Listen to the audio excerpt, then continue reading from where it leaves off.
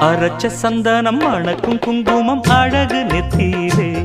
ஒரு அழகு பெட்டகம் புதிய புத்தகம் சிரிக்கும் பந்தலிலே முழு சந்திரன் வந்தது போல் ஒரு சுந்தரி வந்ததென்ன ஒரு மந்திரம் செஞ்சது போல் பல மாயங்கள் தந்ததென்ன இது பூவோ பூந்தேரோ அரைச்ச சந்தனம் மணக்கும் குங்குமம் அழகு நெத்தியிலே